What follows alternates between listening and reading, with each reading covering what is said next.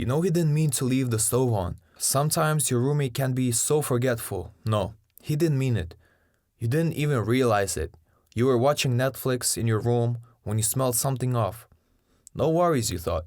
I'm sure Robbie got home early and is just smoking some weed. Then it got stronger. You went to open the door, noting the hot doorknob.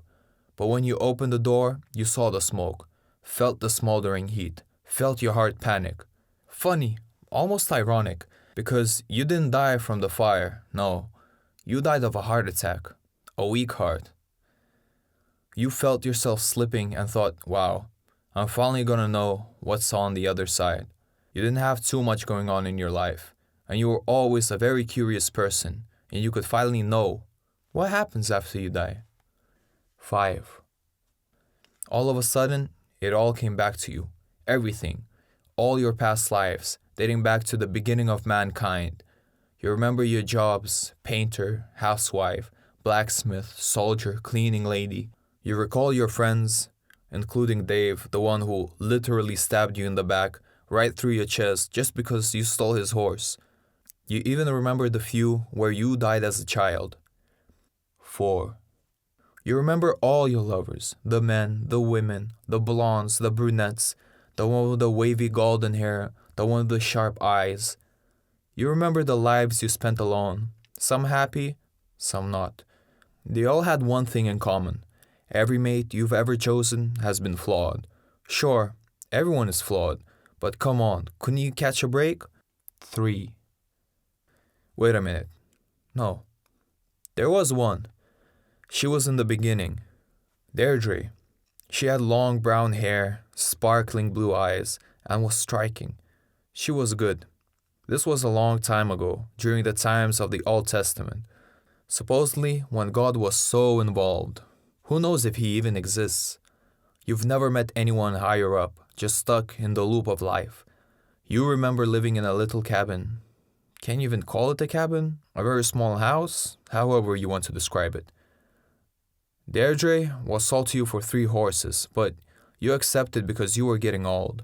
Old at the time? I mean, it's funny. The Bible says everyone lived to be 500 to 800 years old. What they didn't know was how long the writer determined a year to be. A year was about a month in current time, the length of time it took to travel across the Garden Sea. I'm not sure which sea they were referring to. 2. Right, back on track. Deirdre.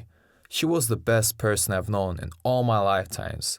But, you see, these were hard times. We were starving. It was hot, and I took it out on Deirdre.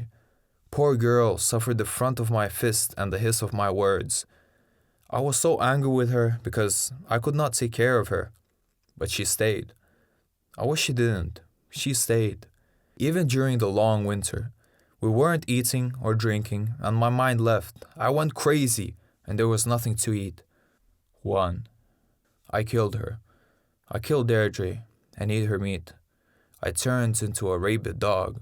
When I realized what I had done, I saw her face, the look of terror, surprise, heartbreak. I immediately went to the local gypsy and asked what to do. I asked for forgiveness from God, but she didn't give it. Instead, she placed a curse. Was this gypsy God? Or maybe God just agreed with her judgment. The gypsy said, for eternity, I would have my heart broken constantly throughout all my lives. Heart attack, breakups, abuse, being dropped on my chest by my drunk mother when I was a newborn, being stabbed through the heart by my best friend, being shot through the heart by lovers. Maybe I should have asked more questions instead of leaving. Maybe I should have asked how to break the curse instead of laughing and leaving. But this was the worst part. 0. Those 5 seconds, the only 5 seconds of clarity, because I'll go back to my own personal hell. They happened so fast.